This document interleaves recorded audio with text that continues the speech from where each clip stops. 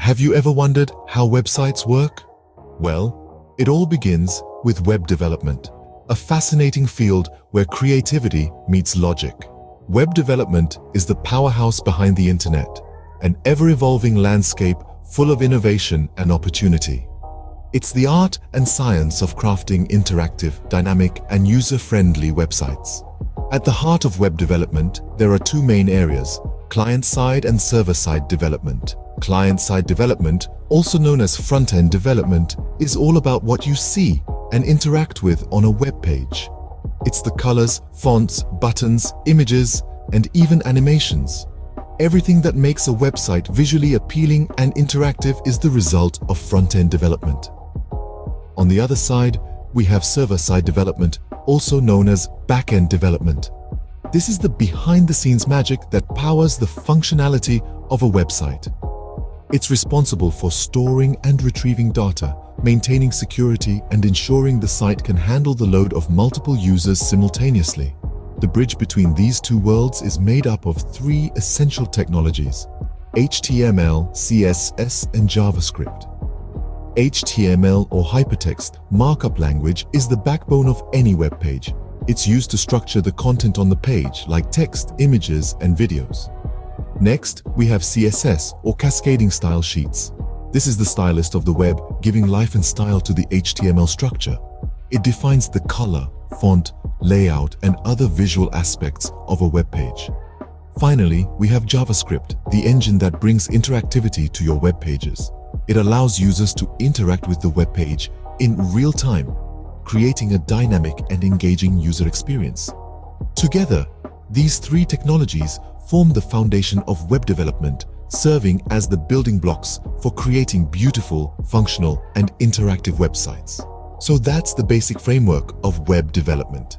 Now let's get our hands dirty and start setting up our development environment. Ready to start your web development journey? First, we need to set up your development environment. This is the foundation where all the magic will happen. So let's get it right. A text editor is your canvas where you'll be creating and editing your code. There are a plethora of options to choose from, but for this tutorial, we'll be using Visual Studio Code, or VS Code for short. It's a free open-source editor packed with features that make coding a breeze. To install it, head over to the official VS Code website, download the version compatible with your operating system, and follow the installation prompts. It's as simple as that. Now, let's talk about version control. Imagine you're working on a project and you accidentally delete a crucial piece of code. With version control, you can easily revert to a previous version of your project, saving you from potential headaches. Here's where Git comes into play. Git is a free and open-source distributed version control system designed to handle everything from small to very large projects with speed and efficiency. You can download and install Git from its official website. Once installed, open your terminal or command prompt and type in git d version to ensure it's properly set up. Finally, let's create a basic project structure.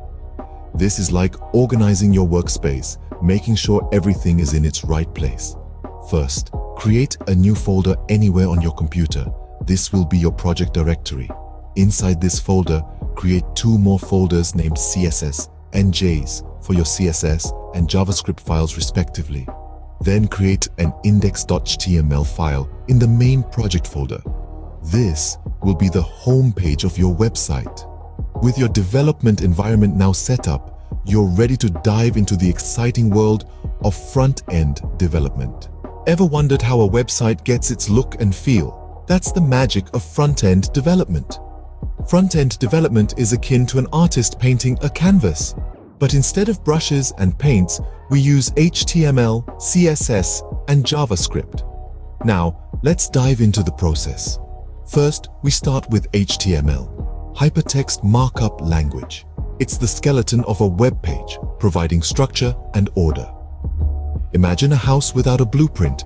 It would be chaotic, right? HTML is that blueprint for a website. It lays out where the headers, paragraphs, links, and images go. It's like building blocks, each block representing a different part of the web page. Next, We add color and style to our HTML structure with CSS, cascading style sheets. Think of CSS as the interior decorator of the web page. It sets the color schemes, fonts, and layouts, basically everything that makes a website visually appealing. With CSS, a basic HTML web page transforms into a visually engaging platform. From the background color to the font size, CSS gives you the power to control every visual aspect of your site. Now, we've got a structured and styled website, but it's still static. It's like a beautiful painting, but what if you want the painting to interact with you? That's where JavaScript enters the picture. JavaScript is the magic wand that brings a web page to life. It's responsible for the interactive elements on a website, like those drop-down menus, form validations, or even games. JavaScript is what makes a web page respond to user actions. It manipulates the HTML and CSS based on user input, creating a dynamic and interactive user experience. So, HTML gives the structure, CSS adds the style, and JavaScript brings interactivity. Together, they form the trifecta of front-end development, creating an interactive, visually appealing, and well-structured website. And that's how you breathe life into a website. But the journey doesn't end here. Let's explore the back-end side of things. Behind every attractive website lies a robust back-end development. Let's decipher this mystery together. The back-end, or server side, is the powerhouse of a website.